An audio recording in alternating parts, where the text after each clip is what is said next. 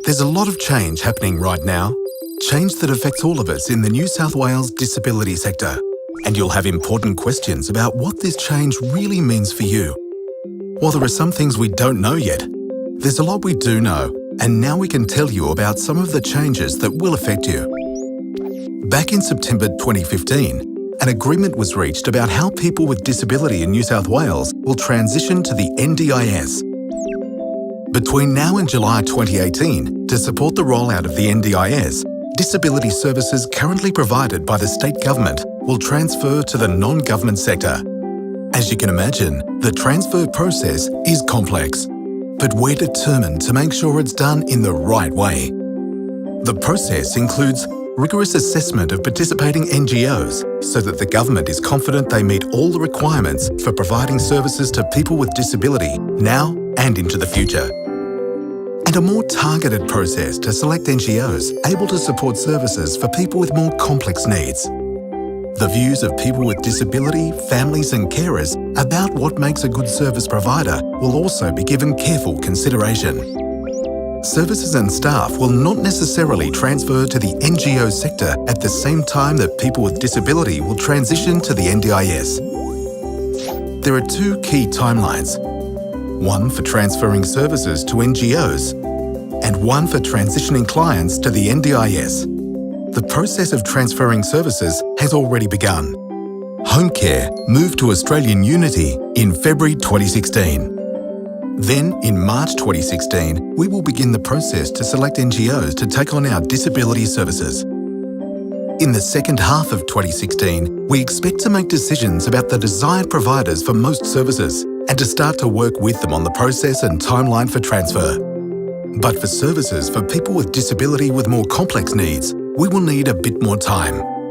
And so, in 2017, we will finalise our process to select providers to deliver these more complex services and start working with them on the implementation path. In 2018, the transfer of all services will be finalised.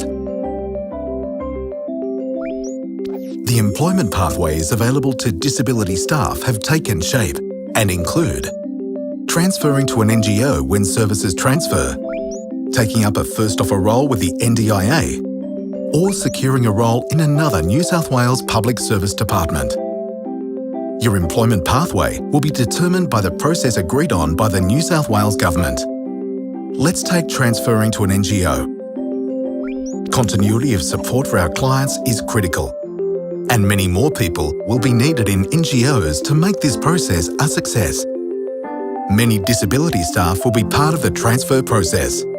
To continue to support our clients, ensuring we build on the strong relationships you've built over time while retaining your expertise. We're aiming for all frontline staff and staff who support frontline services to take this path.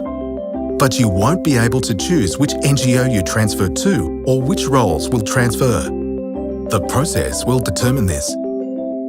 Staff who transfer will receive a transfer package.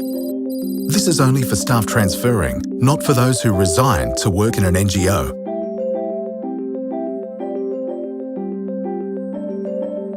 Now, let's look at first offer roles in the NDIA.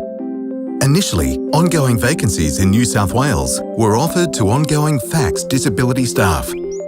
Any eligible ongoing disability staff member could apply, with selection strictly based on merit. If you get a first offer role, the following conditions apply. Your service with New South Wales is recognised for annual, long service and extended leave. Your accrued annual leave, long service and extended leave is either transferred to the NDIA or paid out by FACS, and your superannuation arrangements are maintained. These conditions are only for first offer roles, not for NDIA roles advertised publicly. NDIA roles not filled through the first offer process are being advertised publicly.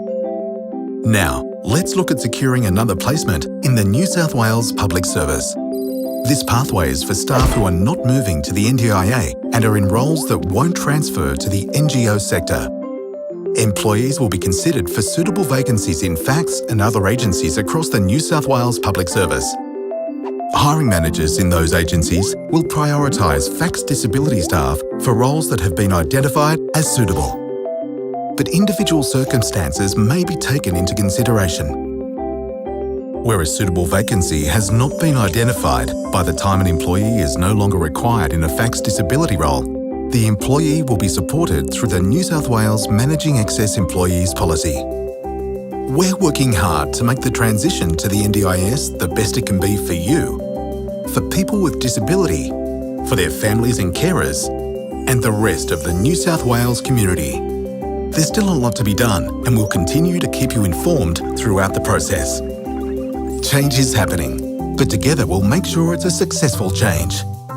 For more information, visit workingtogether.facs.nsw.gov.au.